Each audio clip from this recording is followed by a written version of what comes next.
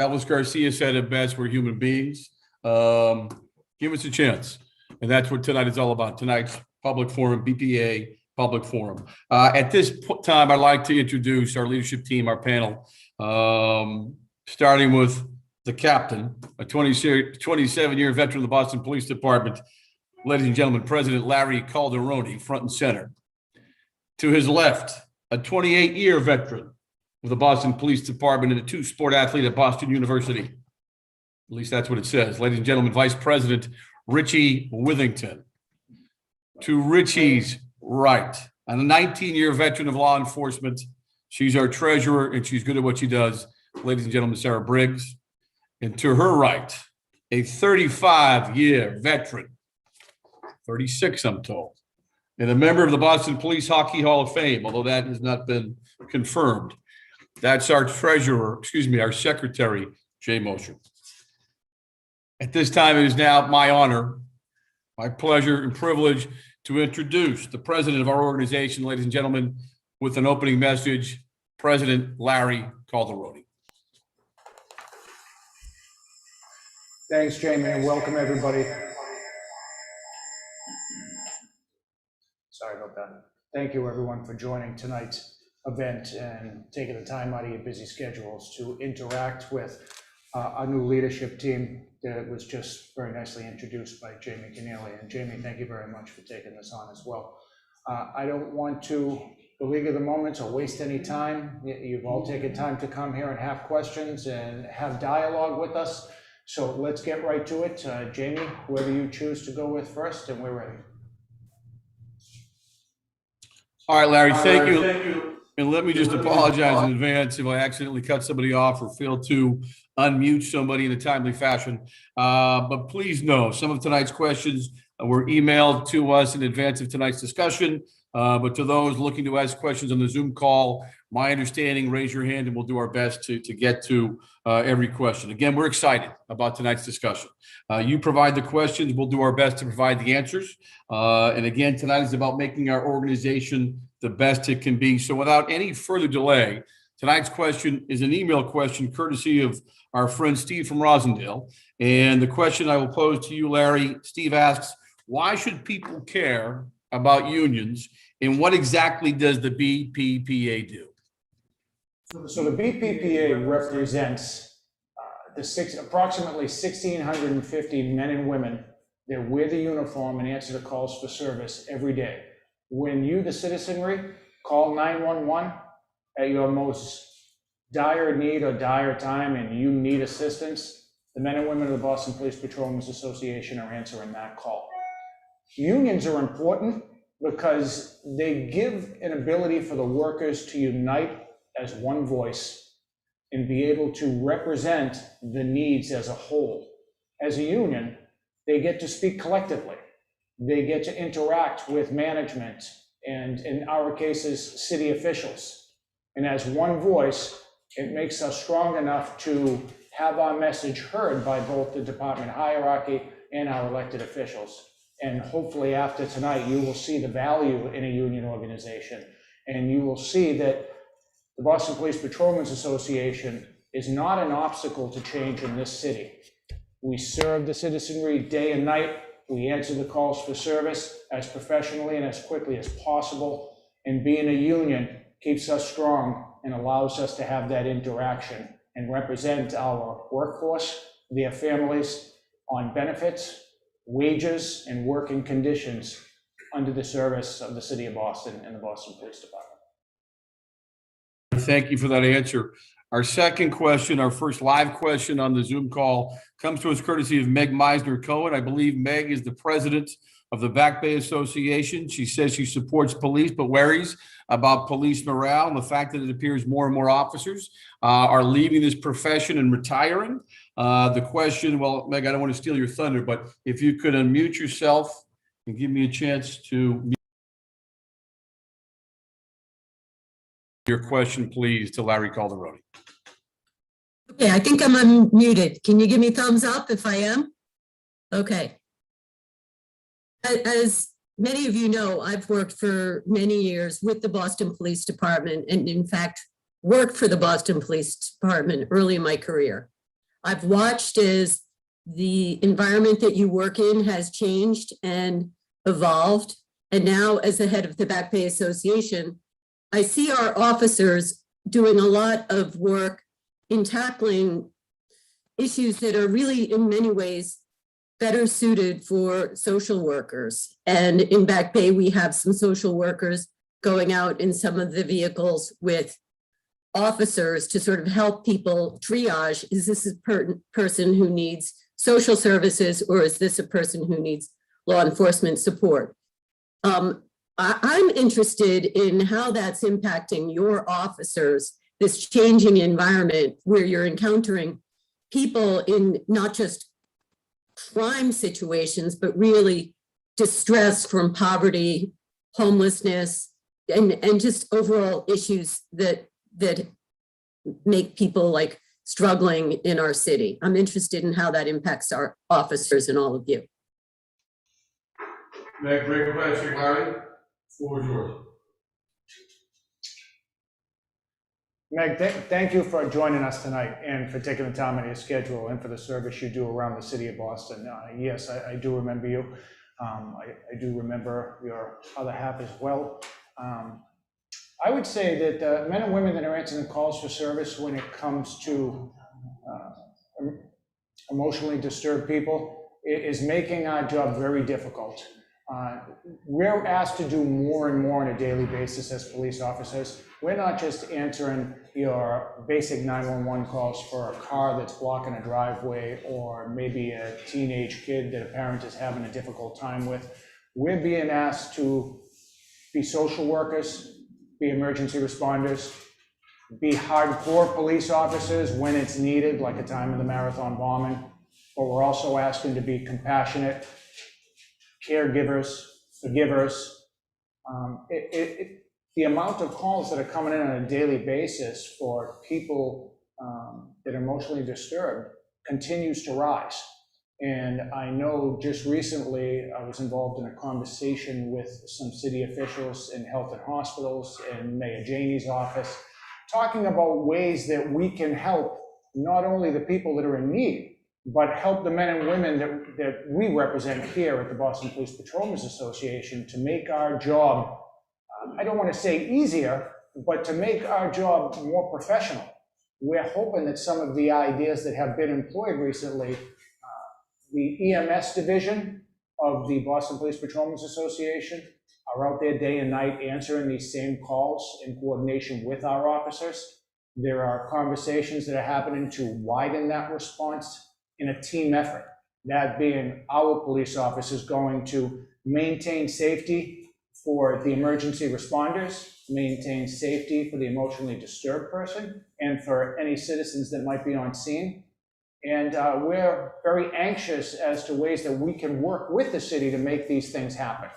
Some ideas that are being floated around by city officials and by the department is more clinicians riding in tandem as a team with police officers, with EMS personnel, with clinicians from the hospital, so that they can arrive together, take their roles as they see fit, with police officers in the background, providing that protection if and when needed.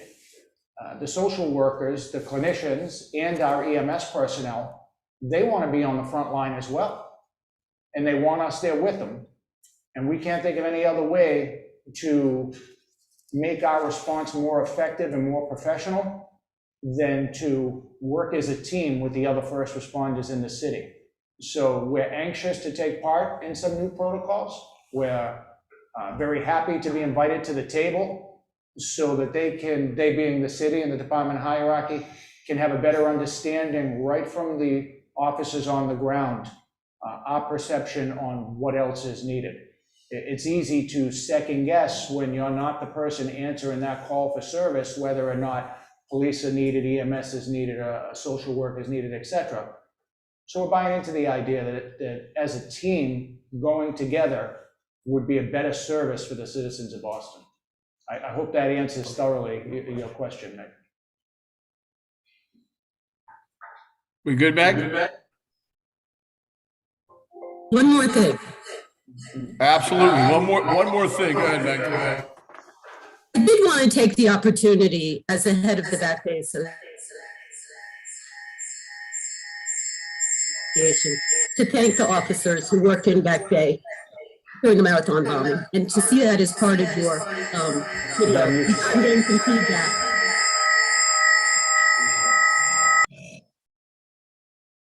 It was an incredibly difficult period of time, and we still look to the relationships we all built and to the recovery and the incredible warm embrace that the officers of BPPA had in our neighborhood. And we have built some long-lasting friendships out of that. So I just wanted to put that out there as well. So thank you for that.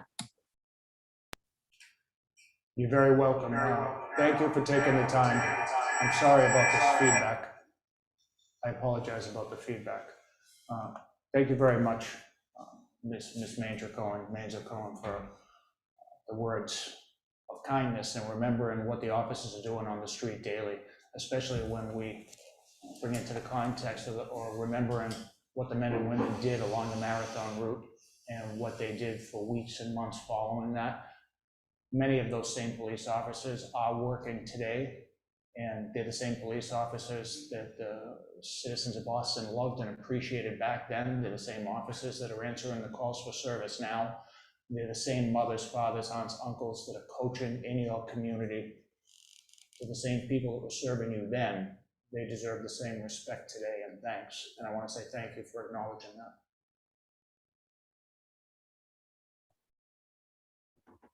Meg, yeah, I just want to echo what Larry said. Thank you so much. There's no question that day back in 2013 is a day none of our officers will soon forget. So we certainly appreciate the kind words. One of our biggest supporters on the council is a guy who understands that staffing levels are most certainly a concern for the Boston Police Department and our association. I mean, this is a guy we can always count on to have our back, and I see him on the screen. So it is, again, my pleasure and honor to welcome in City Councilor Eddie Flynn. Eddie, welcome to the discussion, and thank you for stopping by the forum. Thank you, Jamie, and thank you to Larry and to the executive board from the Boston Police Patrolmen Association for hosting this important discussion.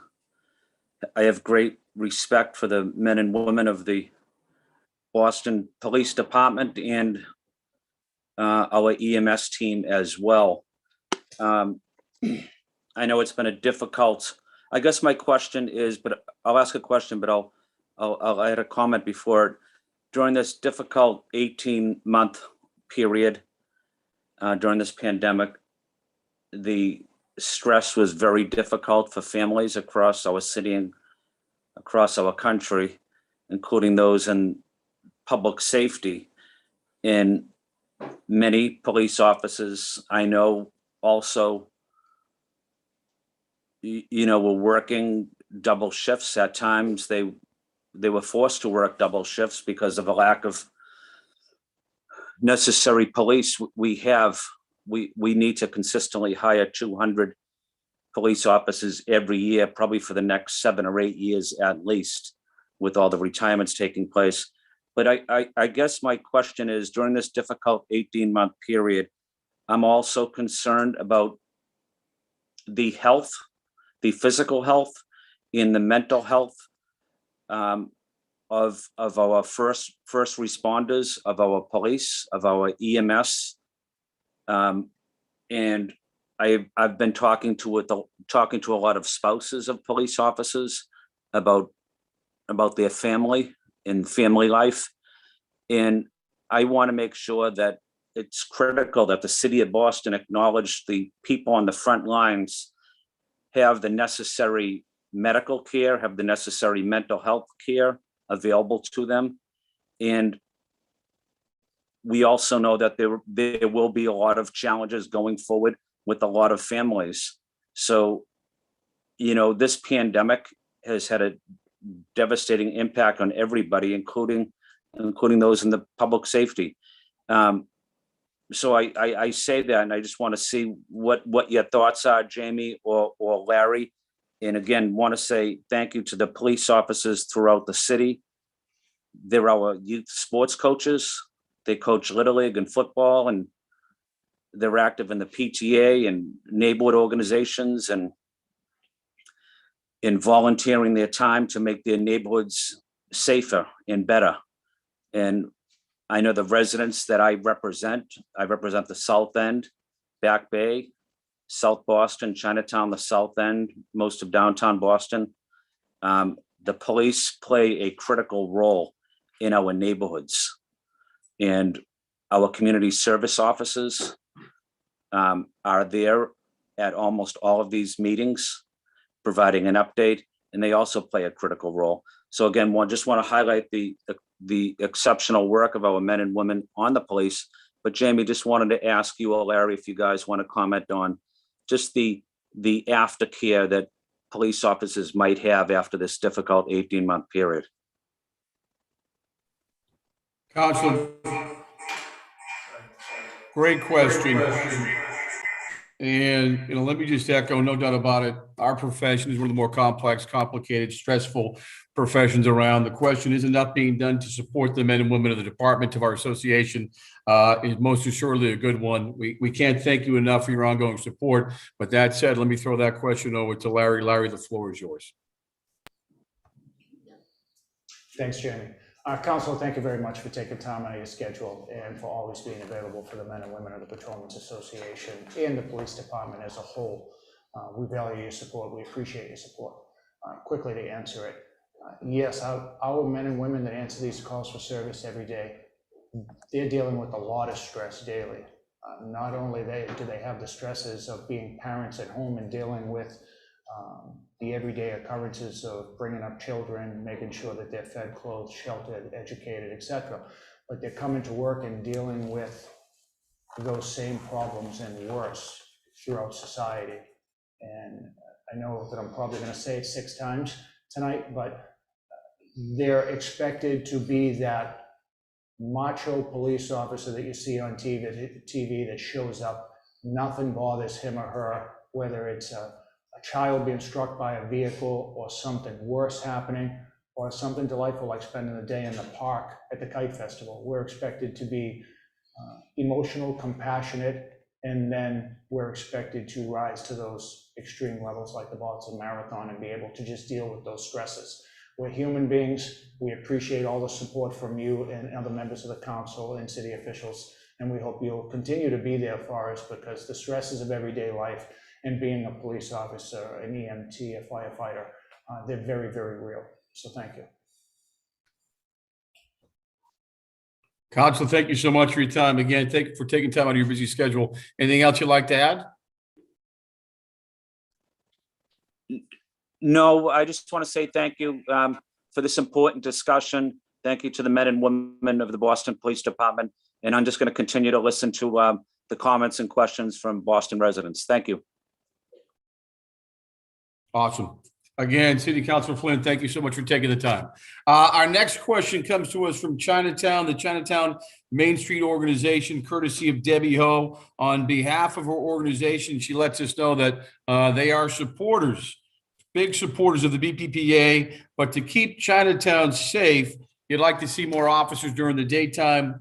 Debbie, I know you're on. Welcome to the discussion.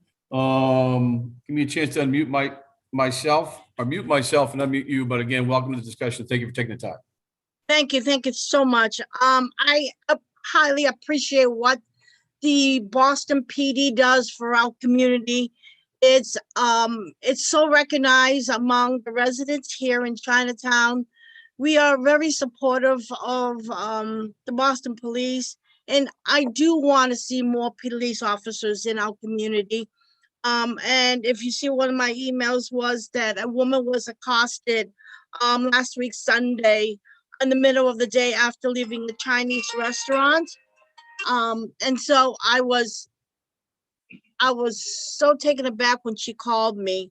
And she said she didn't know who to report it to. She didn't know this. She didn't know that. I said to her, please go down to the Boston Police Station and make a complaint on that individual. We deal with a lot of the shelters around here. So, and it's not that by all means, I know no intentions of violating anybody's civil liberties, but we have endured a lot during this pandemic. And again, Boston Police is been so great to our community. We'd like to have that increase of daytime officers here. Just the regular beat officers. One officer is not enough in this community. There has to be more than one or two community officers at any time of the day for this community. And again, I appreciate the great work that Boston PD does. Debbie, I thank you. also, yeah, and also I just wanted to also say that I'm not in favor of defunding any of the police budget or whatever. I want to see more training for the officers so they can deal with all the issues they have to deal with on a daily basis. All right, Debbie, let me just say again, thank you for taking the time to join the discussion. No doubt about it, a daytime assault is especially unnerving. And people, you said it, need to feel safe. And if people don't feel safe, it impacts everybody, especially small business. Again, thank you for your question. And Larry, just to address your concerns, the floor is yours. Yes, Ms. Ho, thank you very much for taking the time out. We share those same sentiments and concerns here at the Patrolmen's Association. We have been advocating, we being the leadership team that is here with me tonight, we've been advocating consistently for the last year and a half since we've taken over the union leadership to our elected officials, to the command staff members who do agree with us, with former Mayor Walsh and now Mayor Janey. We are strongly advocating for the hiring of hundreds of police officers, as City Councilor Flynn has stated. There is a city ordinance that requires approximately 2,500 police officers. We're woefully below that. This organization, the BPPA, the rank and file that's answering these calls for service, we're at approximately 1,650 strong. We're losing members every year through attrition, through injuries. Mayor Walsh has done a decent job at trying to keep up with that. Mayor Janey has a class in the academy now. But truthfully, we need hundreds of officers. When I came on the job in 1994, we had just shy of 2,000 uniformed police officers on the street answering the calls for service in your neighborhoods. As you can hear by the numbers, we're short now today, 27 years later, as the population has grown tremendously, and I'm not just referring to the seaport, I'm talking throughout the city. The ranks of the police department have fallen dramatically. We have 350 police officers lower today than we were 27 years ago. This is why you're seeing very few officers in your neighborhood. This is why you only have one officer walking in Chinatown. And we could not agree with you more. You need more police officers. We need more police officers. It's what makes people safe. It's a very basic security that's provided and should be provided by our elected officials consistently. A safe neighborhood is a happy home. It makes people want to live in the city. It makes them happy. And the police officers, the men and women of the Boston Police Patrolmen's Association, and the department as a whole, we're trying to make that happen every day of the year, but we need help. We need help from the citizens, and we need a lot of help from the mayor's office and our elected city council to hire more police officers as quickly as possible, not defund them. Thank you for your time. Debbie, anything else you'd like to add? You're good. I'm good. Thank you so much. All right, thank you again for your time. Thank you for your supportive comments. I see a name just popped up on the screen. Donnie Palmer is a candidate for citywide city council and is firmly against and opposed to defunding the police. Donnie, I see your name up here. Welcome to the discussion. We'd love to hear from you. The floor is yours, Donnie. How you doing, everybody? How you doing, everybody? Thank you for having me. Cool. Go ahead, Donnie. Welcome, Donnie. Yes, thank you for having me. Thank you, everybody. Again, my name is Donnie Palmer. I was born and raised in Boston. I have a big admiration for the Boston police, you know, and all they've done for me in this community. You know, I'm not for defunding the police. You know, I'm for more funding for our police, you know, more training, you know, just more resources, you know, to help the people. Like Larry said, you know, they're out there being social workers, you know, they have to be Superman, you know, and they have to be compassionate, empathetic, you know, and also be just a beast out there. That's hard, you know? So we got to get them all the mental help, all the support and resources they need. You know, I'm for the police and I'm for anything they need. You know, I got you guys' back. Donnie, thank you so much. We appreciate the support. Anything else you'd like to add? Yeah, give me a vote, please. Boston City Council at large, please give me a vote. Here you go, buddy. Donnie, Yeah. again, thank you for taking the time to join the discussion. We appreciate you stopping by. Thank you, sir. Thank you so much.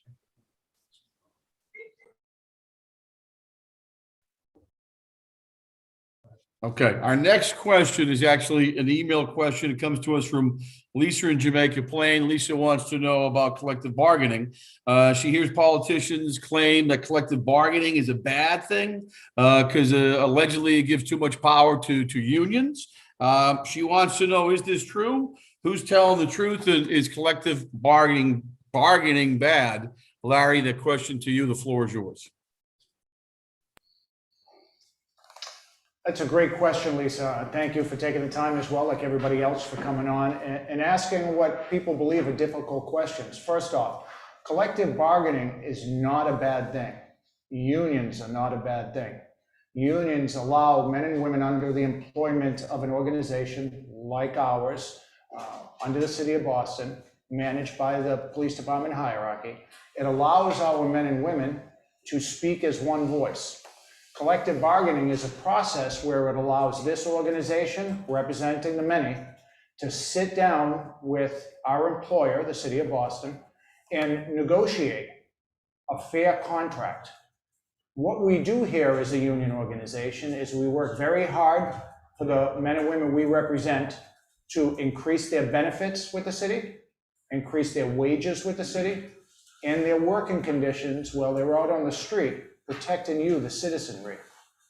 All we're asking for is to be treated fairly and to have professional, open dialogue back and forth across the table with fair wage increases, fair benefits for us and the families that we're trying to support, and very good working conditions so that we can get to and from the calls for service for you, the citizenry that we protect and serve every day. So unions are a good thing. Collective bargaining is a good thing.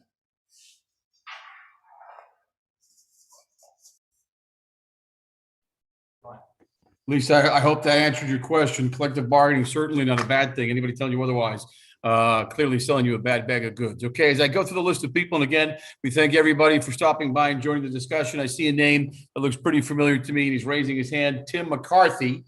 The name should sound familiar, a CM stud athlete, but former member of the Boston City Council, Timmy McCarthy. So good to see you. Thank you for stopping by and taking the time to join the discussion. Timmy, the floor is yours. Thanks so much. I don't know how I raised my hand. I'm not very good at this stuff yet.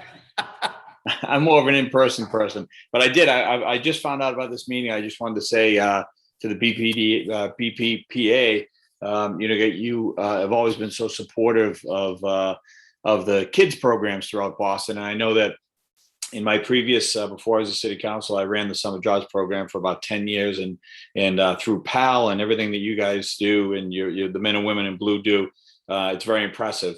And as chair of public safety, as well as vice chair of the Ways and Means, I just want to give a shout out to my friend, Larry. Larry and I we've been friends since CM, but we also studied together at Suffolk and got our masters together.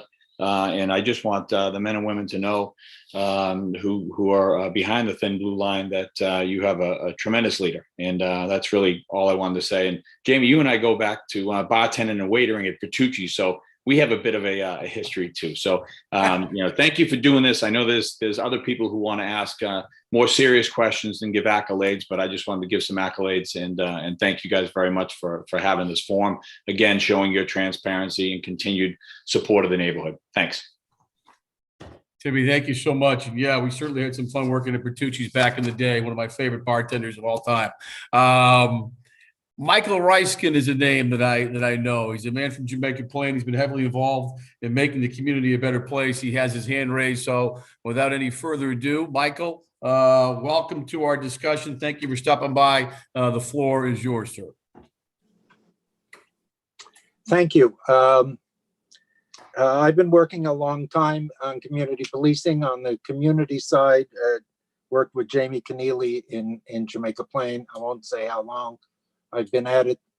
I use as my Zoom background behind me the old E13 station on Severns Avenue, the oldest police station in the country before it was closed in 1981. But reform is the major issue in the country, and it's good that you're doing this community forum to address the issues.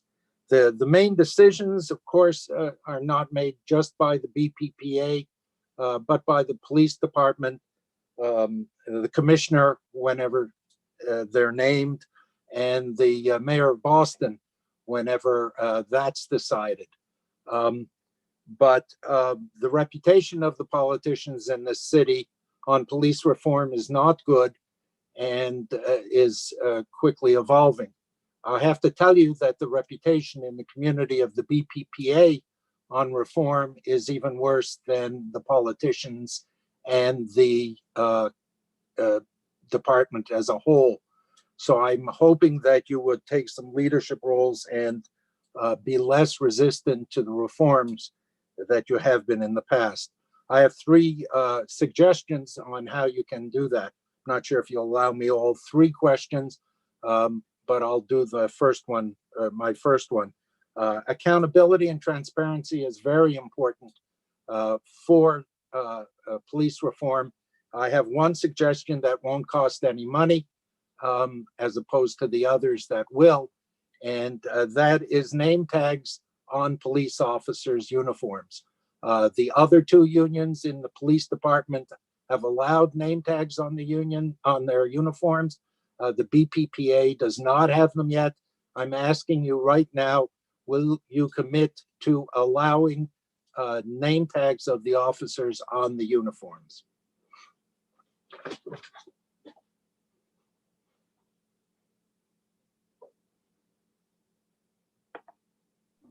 Michael, in the best interest of time, why don't you give us all three questions? First question about name tags. We have that. If you give us 2 and 3, and then we'll let Larry answer them all at the same time. The second one will cost money. The BPPA has been resistant to giving up details at construction sites. There's a large feeling in the community that should also not be happening, that details should be allowed for civilians at civilian details. Sure. And the third one is the most difficult. The Patrick Rose scandal is really tarring you with a bad brush. I have not heard what you've said on the Patrick Rose scandal, and I strongly suggest that you get ahead of it and improve your reputation by coming up with some good reasons on the Patrick Rose scandal. Thanks. Those are the three. Michael, thank you for taking the time. Larry, to address all three questions, name tags, civilian details, but more importantly, the Pat Rose stuff. And I will say, if you haven't heard our comments about Patrick Rose, they've been stated, but I'll give Larry an opportunity to tell you exactly how we feel about that individual. Larry, the floor is yours. Michael, likewise, thank you very much for coming here tonight, taking the time. This is exactly why we're running this forum. These are the types of questions that we know exist out in the general public. And this new leadership team and myself that are here, we're prepared to talk about it openly. First off, let's get to the hot button issue, because I know that Mayor Janey was talking about it today in her 12:30 press conference. former President Pat Rose. We have stated this many times. We're going to state it here again. It's not a good thing to talk about. What Mr. Rose was accused of is horrible and disgusting. What our predecessors may or may not have been involved in is unbeknownst to this new leadership team here with me. We had no involvement with it. The same with the predecessors in the leadership of the department hierarchy. I'm not going to pretend to know what happened during the investigation years ago, what decisions were made or by whom. We're looking to move forward here with this new leadership team. Let me reiterate again, his actions that he's accused of are disgusting and horrible. We want no part of that. As a leadership team, we would never condone such accusations, and we would never shield any member from such accusations. Our team and our hearts and our thoughts and prayers, they go out to the victims and the families that are involved in this tragedy. And moving forward, we want to try to provide any type of comfort, relief, or support for those victims and their families. And they should know here, live on this channel, that that's what this Boston Police Patrolmen's Association's current leadership team says, and our actions will define that moving forward if we can in any way help the victims and their families. The second question that you had on paid police details, that is a big question throughout the city, and it's one that I don't think is ever answered appropriately. So if I can, the majority of police officers that you see on the street, like Ms. Ho was talking about, the majority of police officers that you see as a citizen daily are performing paid details on the street, paid for by private vendors, whether it be the telephone company, the gas company, water and sewer, who I know is a quasi-city agency. 99% of these companies are privately paid details for police officers to provide safety for pedestrians and the citizenry on the street. It is extra earnings for the officers, and living in one of the most expensive cities in the country, we need the extra earnings, undoubtedly. But more importantly than the extra earnings is the police safety, security, and presence that the citizens of Boston enjoy day and night, free of charge. Taxpayers are not paying for an approximate 300 plus officers daily that are on the street, that are answering calls for service, that are responding to the B&E down the street, responding to the car accident in front of the Roach Brothers or the Star Market. I'm not saying that unequivocally every police officer is doing an outstanding job on their detail site. Without a doubt, there are pictures that are floating around of an officer sipping a cup of coffee, an officer looking at their cell phone. I'm not going to second guess my officers. They're doing a tremendous job day and night. The one gotcha moment of the officer reading his text that came through on his phone, I have no idea if that's an emergency broadcast by the department, by this organization, or something private. But I can tell you undoubtedly the men and women of the Patrolmen's Association and all of the other unions in the police department that are performing paid details, they're out there providing a safety blanket that is very woefully needed. Our numbers are 350 people down over the last 27 years. It's impossible to provide a level of security and police presence on the street without privately funded paid details. That's our position on paid details. The last question that you had for accountability and transparency, as the president of the Boston Police Patrolmen's Association, again, speaking for this leadership team, we agree with you 100%. We've been actively involved in being accountable and being transparent, which again is another reason why we're here this evening, trying to show by our actions that we want to answer questions from the general public.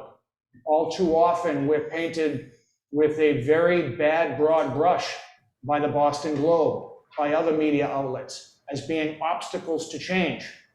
I can absolutely guarantee you that is not the case with this leadership team and this union any longer. If you look back to police reform last year with the legislature, both the House of Representatives and the Senate and the governor's office, I'm sure they will all speak up very loudly for the positions that the Boston Police Patrolmen's Association leadership, this leadership, took on Beacon Hill. We were actively involved on Saturdays and Sundays, speaking with members of the legislature on how to make policing more accountable, more transparent, and more professional. For the first time in the history of the BPPA, this leadership team invited the Black and Latino caucus of the legislature into our building here on Freeport Street to sit and discuss police reform, ways to make our job better and safer, not only for the community, but for the men and women we represent. We were at the forefront of the police reform package. And by that leadership and by the respect that we've been earning, I have earned a seat as one of the 9 commissioners on the police reform state panel. I take my role in that reform very seriously, but even more seriously, I take my role here as the Boston Police Patrolmen's Association president, representing the men and women that are working day and night to protect you and the rest of the citizens of Boston. And they want nothing more than to be looked at as professionals that are trying to make policing better on a daily basis. So please continue to follow us. Look up the history of what we've been involved in for the last year. Look at what we do, not only for our members, but also for the community. And please continue to judge us on our actions and what you see us doing. We're proud of the men and women we represent. We're very proud to be in these positions, and we're honored and humbled to have the opportunity to continue to lead this union. And we couldn't be any more proud than the men and women that are doing the job daily. But please, Michael, stay involved, stay in control, and you feel free to call me directly here at the union on anything that transpires that you may think that we can do better, or maybe that we're not doing enough of. Thank you. Thank you very much for your time. Michael, thank you for your questions, and I'm sure Michael will certainly take you up on that invitation to check in, Larry. Next couple of guests, I'd like to go to Fiona and then Lou Murray, but Fiona first. Fiona, I believe, is calling from West Roxbury, and she has questions and concerns about the fact that there's no longer police officers in our schools. So Fiona, again, thank you for stopping by the discussion. We appreciate you taking the time. Fiona, the floor is yours. Again, thank you for stopping in. Hi, thank you for taking my question. I'm a mother of 2 teenagers living in West Roxbury. Our interactions with the Boston Police have always been positive in nature. I feel like we have a great police department. However, we are hard pressed to ever see police officers in our neighborhoods walking around or catching speeders, cars running through stop signs. We usually see them around the center of town where the businesses are located or working with construction crews. Why is that? And why don't we have them in the neighborhoods? Fiona, again, thank you so much for taking the time to stop by the discussion. Larry, question, and the floor is yours. Fiona, like everyone else, thank you very much for being involved. Thank you for being a resident, a mom, which is one of the toughest jobs that we have out there. My wife will appreciate that comment, so I'll make it as much as I can. But seriously, why don't we have as many police officers walking on the street for the things that I've been saying? We're woefully short bodies, and we can't hire them fast enough.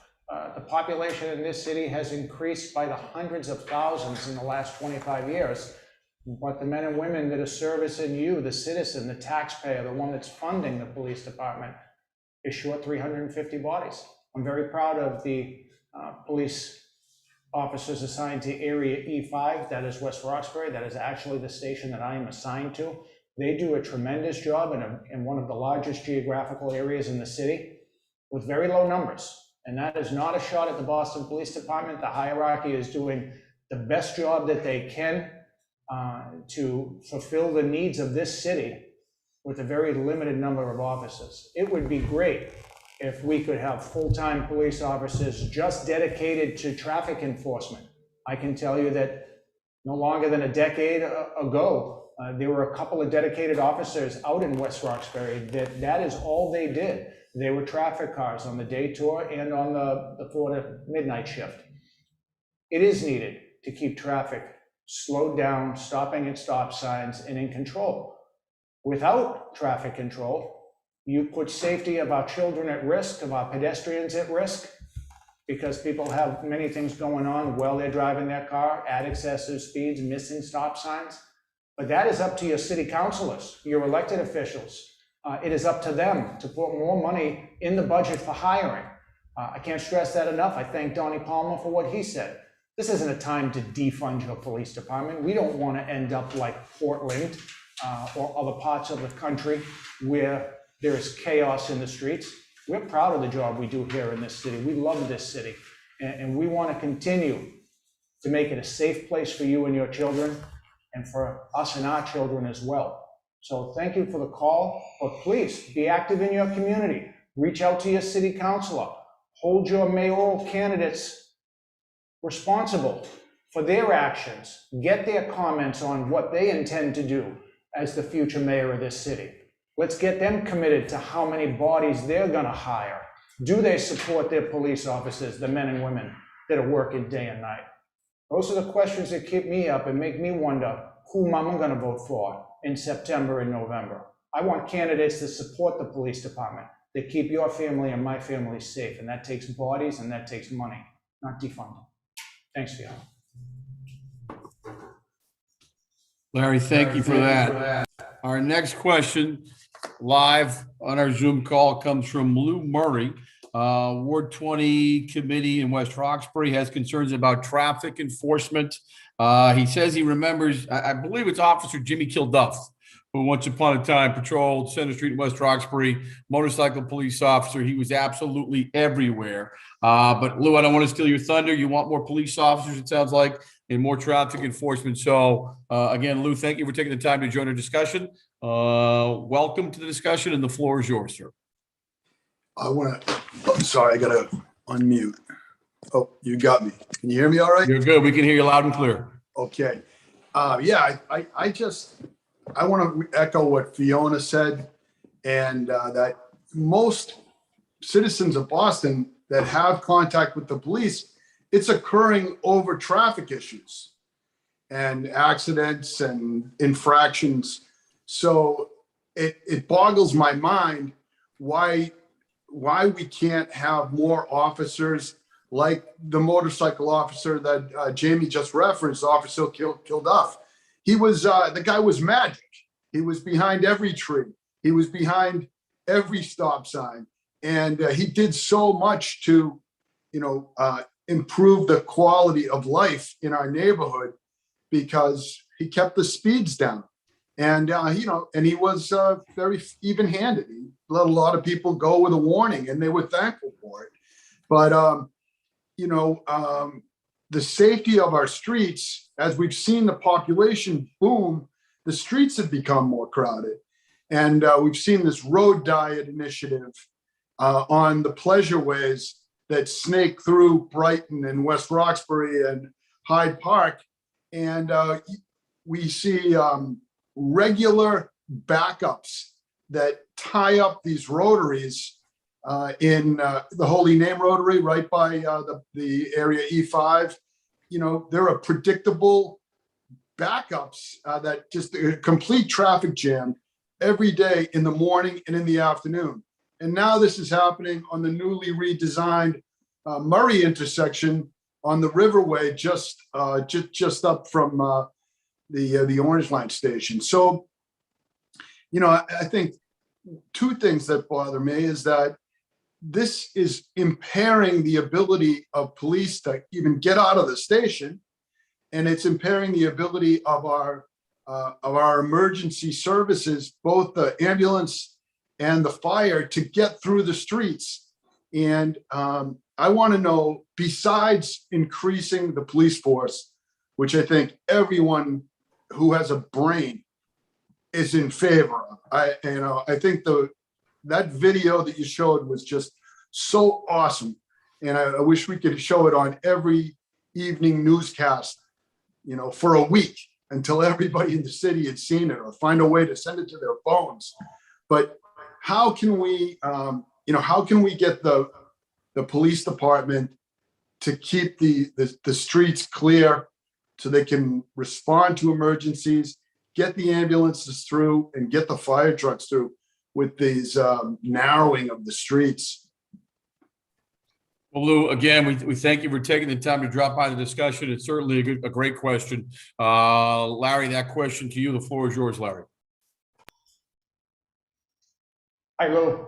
Thanks for calling and taking the time. You and I are well acquainted. We know one another. You're doing a tremendous job out there in West Roxbury, and I'm very thankful. Lots of West Roxbury callers here tonight. I don't really have an answer for you on that. The department hierarchy, Chief Long, Superintendent McGoldrick from the Field Services Division that assigns the uniformed police officers on the street, they're doing the best they can with the limited resources we have. I'd like to tell you that we have a magic wand that we could have less cars on, we have less cars on the street and make it easier for people to drive around and safer for our children out there, but that's not going to happen until we hire more bodies and we can get these bodies into the stations so that they can enforce traffic laws around the city of Boston. We can put them out there on the street so you don't only see police officers on a paid detail or responding to a call. They're actually back to what Commissioner Bill Bratton was trying to do many years ago with really bringing community policing to its strongest levels in the forefront here in the city of Boston. Putting officers walking up and down the streets in your neighborhoods, enforcing the traffic laws, and probably more importantly, saying hello to you and your family so that you feel that that man or woman that's in uniform, they're your friend, they're serving you. And until we get our levels higher, you're not going to get much relief, Lou. I wish I had a better answer, but it is not the fault of this union. We don't make regulations or policies, and we do not assign personnel. That is up to the department hierarchy. And again, Chief Long and Superintendent McGoldrick, they're doing the best they can with what they have. They need more from our elected officials, and we need more bodies. Lou, anything else you want to add? Or are you good? Are you good? There might be people that are tuning in later, and I wish you would go over the population growth from, like, I don't know, 1990 to today, and the numbers of police officers from 1990 to today. I was astounded to hear you refer to it earlier. It's shocking. Lou, thank you for that question. We couldn't agree with you more. As the city population has exploded, calls for service have done the same. People don't realize that the number of police officers protecting the city has actually gone in the other direction. But again, we thank you for taking the time to stop by tonight's discussion.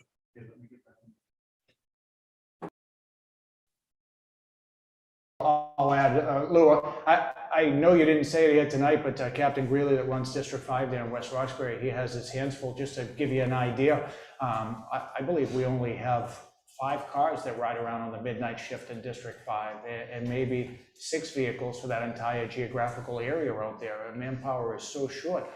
Again, Captain Greeley and Chief Long are doing the best they can, but bodies hopefully will be coming as swiftly as possible, and hopefully we'll be flooding the communities with uniformed men and women. So again, Lou, thank you very much, and let's try to get to some more people, Jamie. Lou, thank you for your time. Okay, before we get to Shirley Walsh, we've got Tiffany in Dorchester. Tiffany, I believe, wants to talk about police morale. She says the officers that she talks to say they feel unappreciated, and they certainly feel like they're being taken for granted. Of course, we don't like that at all. But Tiffany from Dorchester, thank you for stopping by the forum. The floor is yours, and let's hear your question, please. Hi, can you hear me? Can hear you loud and clear. Thank you, Tiffany. Okay, perfect. Yes, so as a Dorchester resident, I am concerned about the services in my area, and I know with all the negative rhetoric and the defund police speech, I know that the morale of the police officers has been suffering. So I just want you to maybe touch base on how that's going to affect the communities like Dorchester, Roxbury, Mattapan, and South End, all that, all these communities that really need the police. How is that going to impact our services? Tiffany, great question. No doubt about it. It's been a tough year for law enforcement, our officers. Larry, the question, though, to you, the floor is yours. Your thoughts, please.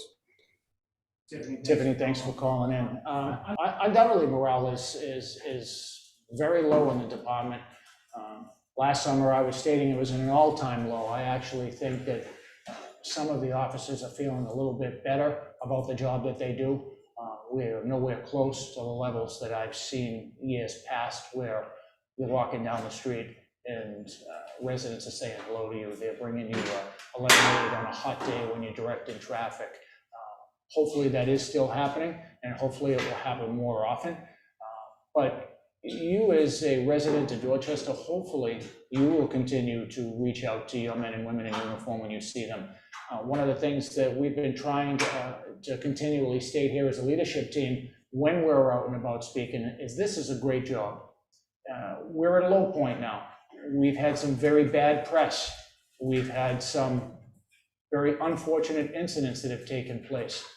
But one bad apple does not spoil the bunch.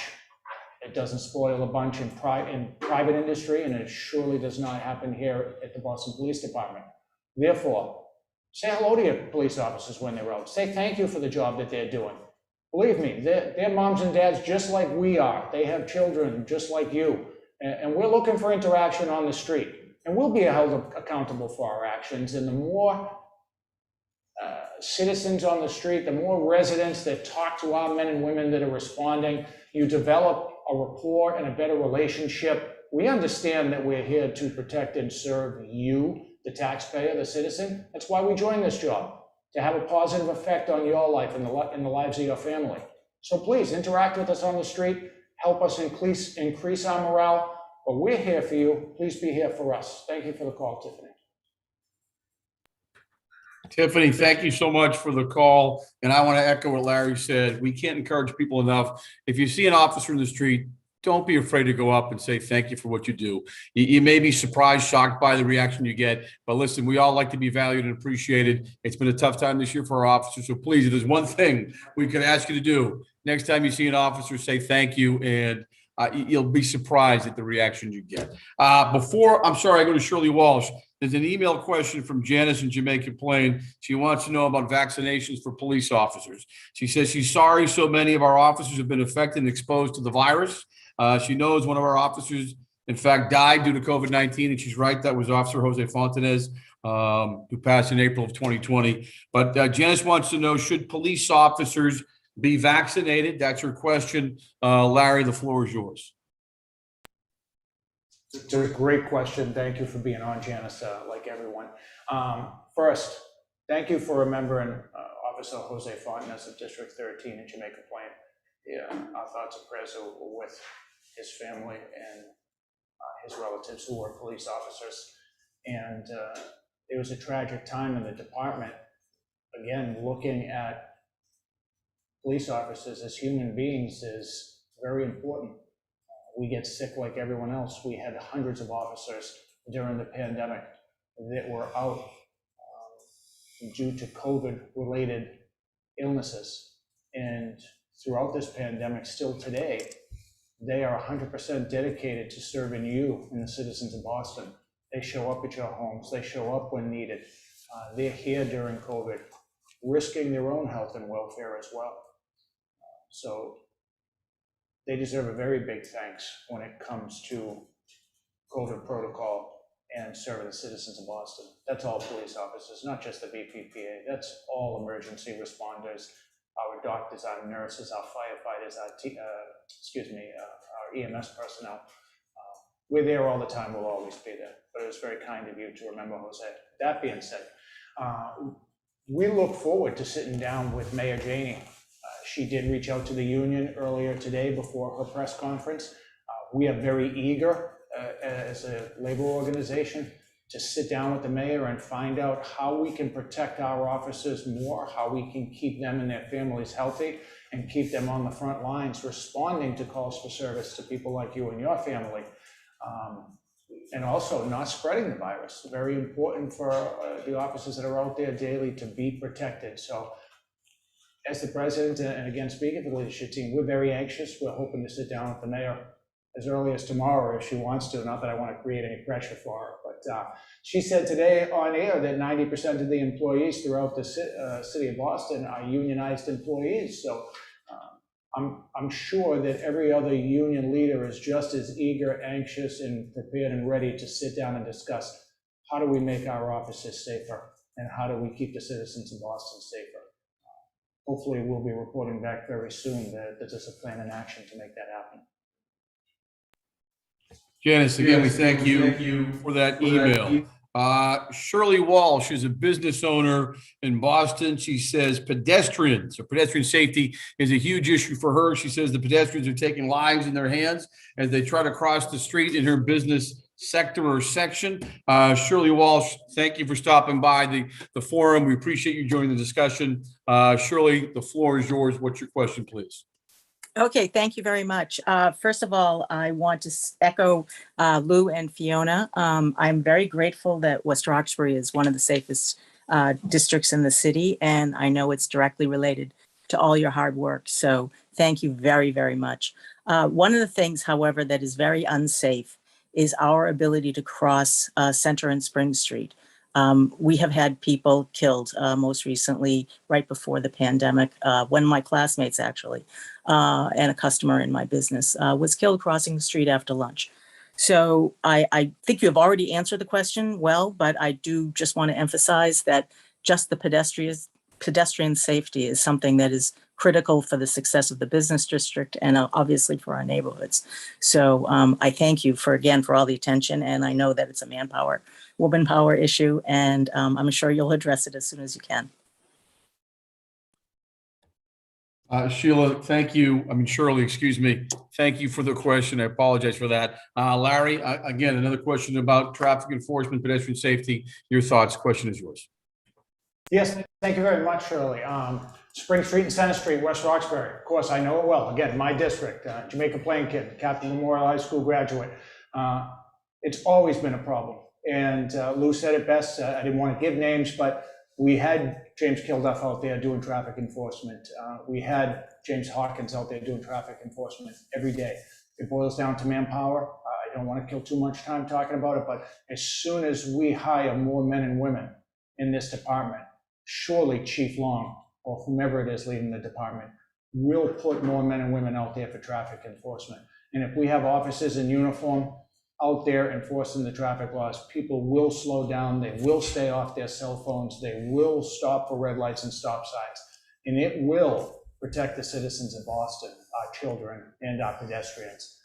If I can kill one more minute to say thank you to Tim McCarthy, yes, fellow CM grad, Suffolk graduate, personal friend of mine. I hope you and your family are doing very well. Thank you, Tim, for coming on. And Shirley, thank you so much for patiently waiting, as well as many other people. Hopefully we can get to as many of you as we can.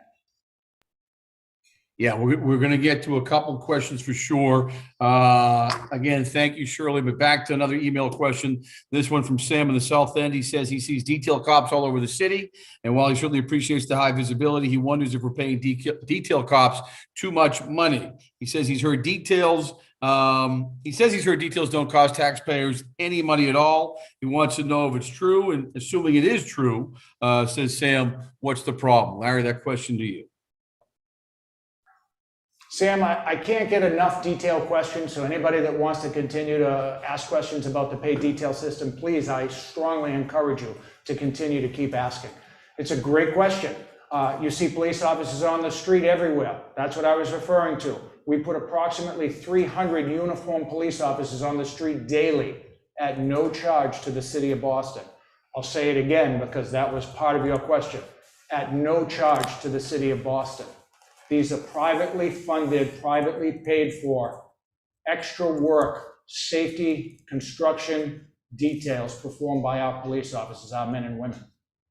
They are extremely important. As you have seen construction sites that do not have police officers at them, where we've had fatalities, where we've had serious injuries, where we've had children struck by cars, we absolutely need police officers on the street. In general, operators of motor vehicles do not follow the laws of the road. I find it very hard to believe, and I'm sure you would agree with me, that a uniformed police officer that is authorized by the Commonwealth of Massachusetts to enforce the traffic laws, to issue violations, they are the ones that are keeping the citizens safe on the street at these construction sites. No disrespect to a person with a flag, but they have no authority to stop a vehicle, issue a citation. Therefore, why would anybody pay attention to them?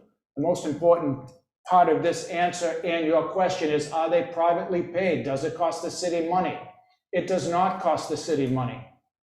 It is an argument that you will hear back and forth by media personnel or people that just don't like the fact that police officers are earning extra money. First off, we are one of the lowest paid police departments on details throughout the entire state of Massachusetts, one of the lowest.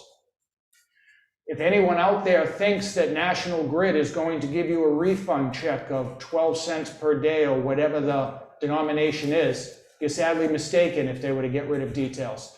It'll go right into the pockets of the shareholders and the leaders of those private entities. People would have you believe that Verizon, National Grid, whatever company it is that's out there, because they pay police details, your telephone bill is more expensive.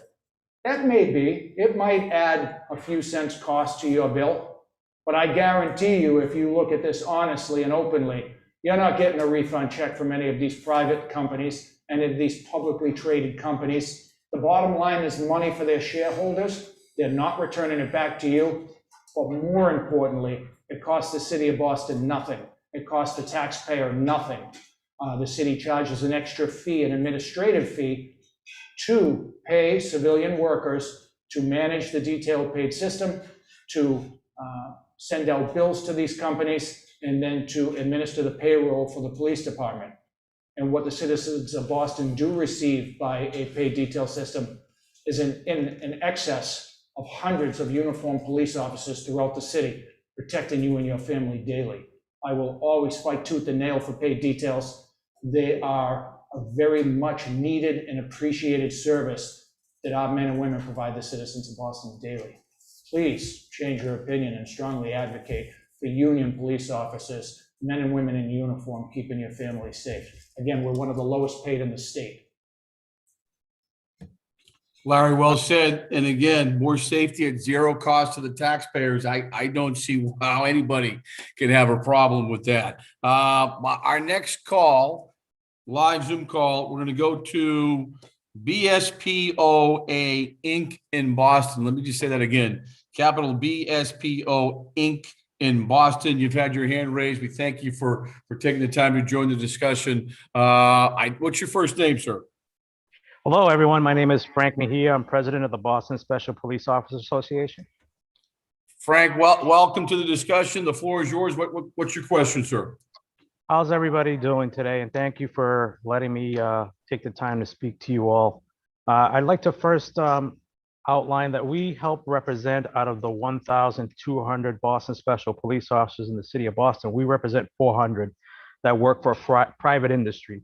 And those are the many protection agencies that have been working for ages within the Mattapan, Roxbury, South End, Dorchester areas. And so the impacts of the reform bill has been weighed heavily on our officers, our men and women that work tirelessly, various shifts, morning, afternoon, night shifts, and they've been impacted so much by this reform bill. And for the past 7 years that the BSPOA has been around, we've been working very hard with legislators, council people, and even with the Boston officers, trying to get more advocacy to having the SPOs still present. We are a present factor in the city. We are working in tandem with officers out on the street, on the front lines. However, we have been ordered to remove our equipment, remove our badges, remove our licenses, to now where we were once taking care of about 10,000 calls independently, to now calling you guys for additional support. Calls that we can take care of while you guys can take care of the more bigger calls, the more urgent calls. I don't know, I think the question that I wanted to bring to the BPA is, do you guys notice that call volume increasing because of our non-presence, but at the same time, we would invite you guys to help support us in trying to bring back the SPOs to full capacity in their legal powers. And we're hoping that we can get that support from you. Frank, we certainly appreciate you taking the time. Hugely important issue, no question about that. Larry, that question is to you. The floor is yours. Frank, thank you very much for being patient and waiting to get on the air. And thank you for representing the thousands of special police officers throughout the city of Boston that are affected by what I believe to be an unintended consequence of a very rushed police reform bill. And as involved as we were here at the BPPA and in the Massachusetts Law Enforcement Policy Group at attempting to stay on top of every part of the legislation, this may be one that we missed until it was at this point as well. We very strongly advocated with some of our city councilors. I know Councilor Flynn, Councilor Baker specifically, very much were on this topic. Chief Ferrulo, who was on this link earlier from the MPTC, the Mass Police Training Council, I know that he has been trying to deal with it as their new administrative chief as well. This is an awful situation for thousands of special police officers to be dealing with. This is a very bad situation for the citizens of Boston that they're probably not aware of. Many of you were very valuable and intricately involved in the schools, in the colleges, in our hospital areas, specifically down at the Brigham and Women's Hospital. We all know that there was a tragedy down there. We know about the incident that transpired with one of your specials and our police officers here in Boston that ended up in tragedy in Chestnut Hill. The more special police officers, the more men and women we can put in uniform to help municipal police officers like ourselves, we're all in favor of supporting. I have been in touch with some of the agencies that you represent, and if there is a way that we can work together in the future to try and regain some of the licenses, some of the privileges to help assist the men and women of the Boston Police Patrolmen Association and the department, please, I look forward to that continued conversation. Please call me directly here at the Union Hall tomorrow, 617-989-2772, and I will call you back and see what we can do to help the many hundreds, and like I said, probably over 1,000 people that are affected just in your community that you represent. I wish I had a better answer for you tonight, but unfortunately, the problem was not rectified, and it definitely needs to be dealt with moving forward. Thanks, Frank. Stay involved. Frankie, again, thank you for taking the time to join our discussion. You guys have done some great work with helping us keep the city safe for sure. Our next question will be the final question of tonight's forum. It's a question that comes to us from T in Dorchester, and T wants to know about the defund the police movement. T, thanks for stopping by and dropping in. T, the floor is yours. What's your question? Hi, can you hear me? We can hear you loud and clear, T. Okay. First of all, I want to say thank you for having this forum. It's great. I'm a Mattapan community member, and I have been for over 50 years. And I just wanted to say that I am not for defunding the police. The police departments need more funding. And I am concerned about the whole defund the police movement because I believe, as the earlier caller stated, it may have a negative effect on the morale of the police officers. And when the morale of the police officers is negatively affected, it will also have a negative effect on our community because the police are part of our community.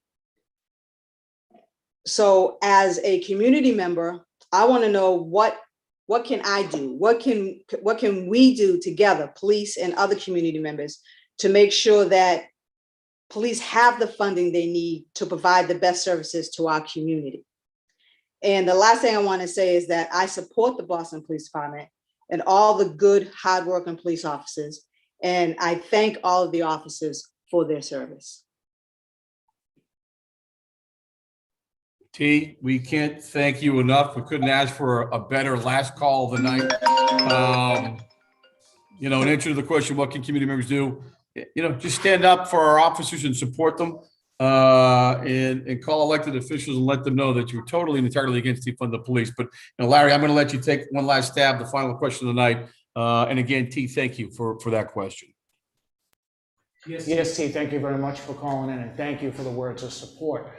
You're a resident in Mattapan, so I'm very direct, and this open dialogue is very much needed.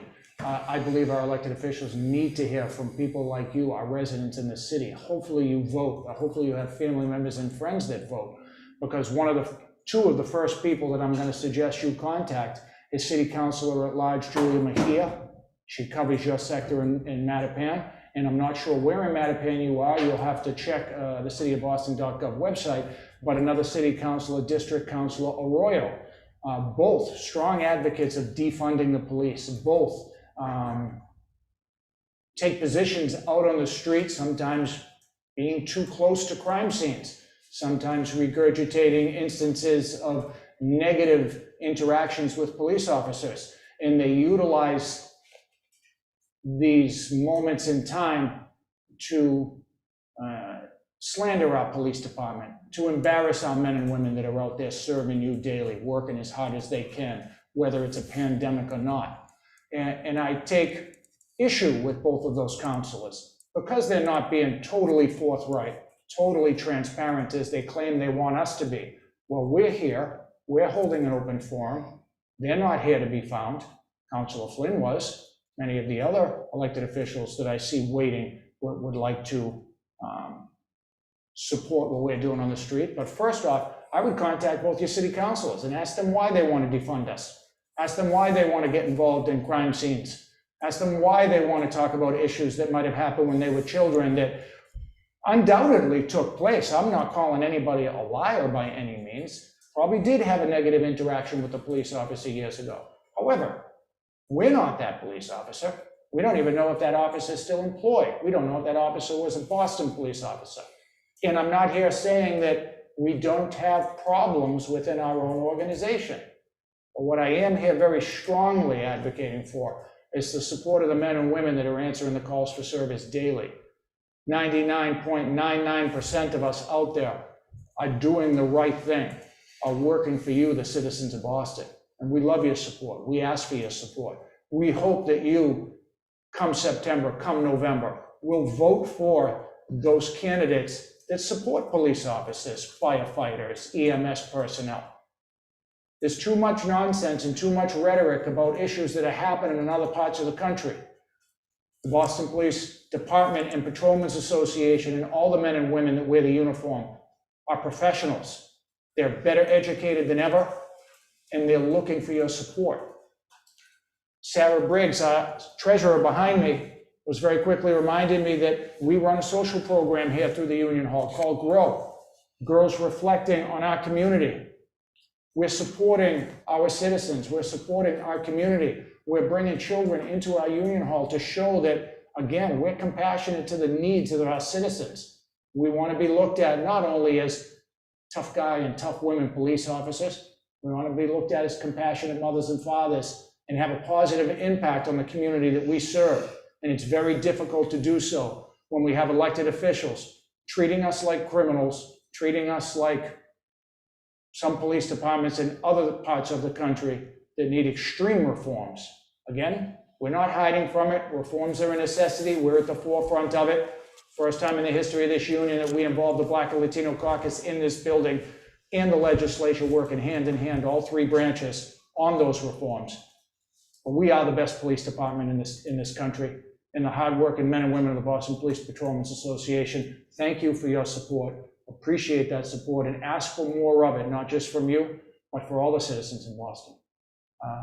Thank you very much, Tim. Okay, on that note, that last question, again, thank you, T. Larry's right. If you're looking for the best police department in the country, the nation, look no further than the Boston Police Department and the hardworking men and women of the BPPA. This concludes tonight's community forum. Obviously, thank you to all who participated tonight. Of course, we'd like to thank our leadership team, President Larry Calderoni, Vice President Richie Withington, Treasurer Sarah Briggs, and Secretary Jay Mosher. This will not be our last forum. And again, we appreciate all the input, the questions, and the concerns. We showed a video earlier in our broadcast, and if you missed it, we'd like to play that out as we actually, hold on 1 second. One last thought before we say goodnight. The final word to Larry, President Calderon. Thanks, Jamie, and thanks, everyone. We realized that there are many people that did not get to ask their question. Please feel free to send a letter to the Boston Police Patrolmen's Association, 295 Freeport Street in Dorchester. We want to know your thoughts. We value your input. Send us a letter. We will try our best to give you an open and transparent answer. Jamie is correct. This is not the last of our open community forums. Hopefully you like it. We're looking for feedback, so please do so. And thank you, everybody, for attending. Jamie, thank you for giving me the last word here. Larry, you always get the last word. On that note, again, if you missed the video we showed earlier, it's about the BPPA, who we are, what we do, what we represent, and why we work so hard to keep you safe. But again, to all who participated, who watched or offered words of support, we can't thank you enough. And again, this will not be the last forum. So until the next time, thanks again for watching. Good night, everybody.